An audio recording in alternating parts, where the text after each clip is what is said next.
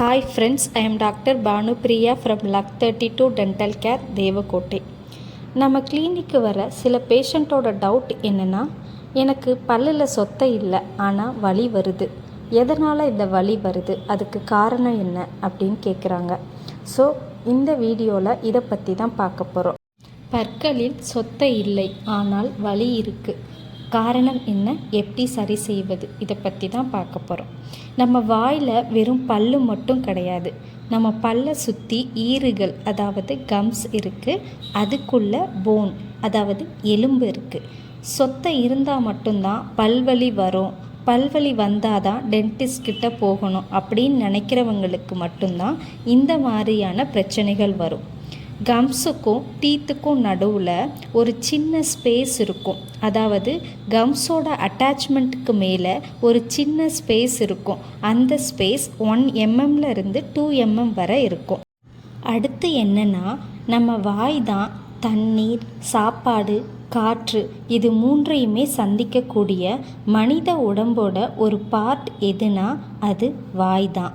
இன்னொரு விஷயம், நம்ம வாய்க்கு என்ன சிறப்பு அப்படின்னா, எல்லா ஆகாரத்தையும் எனர்ஜியையும் கொடுக்கக்கூடிய ஒரு என்ட்ரி பாயிண்ட் நம்ம மவுத் தான்.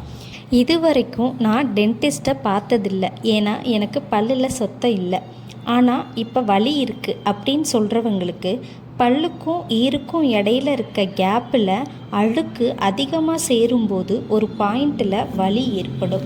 இந்த மாதிரி சுச்சுவேஷனில் தான் நமக்கு ப்ரெஷ் பண்ணும்போது இரத்த கசிவு ஏற்படும். அப்புறம் பார்த்திங்கன்னா, ஏதாவது ஃப்ரூட்ஸ் முன்பல்ல கடித்து சாப்பிடும்போது ஈறுகள்லேருந்து ரத்தம் வர்றது, சின்னதாக ஒரு வலி வர்றது, இந்த மாதிரியான பிரச்சனைகள் வரும். சில அழுக்குகள் உங்கள் பல்லு கலர்லேயே படிஞ்சிருக்கும், அதுதான் நாளடைவில் ஸ்டெயின்ஸ் ஆகி எல்லோ கலரில் மாறும். அந்த ஸ்டேஜில் உங்களோட ப்ராப்ளம் ரொம்ப டீப்பாக போயிருக்கலாம். அப்படிங்கிறது தான் இதோட விஷயம். இதுக்கு என்ன சொல்யூஷன் அப்படின்னு கேட்டிங்கன்னா, டென்டல் கிளீனிங் அதாவது ஸ்கேலிங். உங்கள் டென்டிஸ்ட்டை பார்த்து செக் பண்ணிவிட்டு டென்டல் கிளீனிங் பண்ணிக்கிட்டிங்கன்னா இந்த ப்ராப்ளம் சரியாயிடும். இதை எப்படி நீங்களே செக் பண்ணிக்கிறது அப்படின்னா, ஒரு கண்ணாடி முன்னால் நின்று உங்களோட லோவர் லிப்பை விளக்கிட்டு பார்த்தீங்கன்னா கம்ஸோட லைனில் ஒரு எல்லோ கலர் ஸ்டெயின்ஸ் படிஞ்சிருக்கும். அப்படி ஏதாவது நீங்கள் நோட் பண்ணிங்க அப்படின்னா உடனடியாக டென்டிஸ்ட்டை பார்த்து க்ளீனிங் பண்ணிக்கோங்க. இந்த வீடியோ உங்களுக்கு யூஸ்ஃபுல்லாக இருக்கும்னு நம்புகிறேன். தேங்க்யூ ஃபார் வாட்சிங்.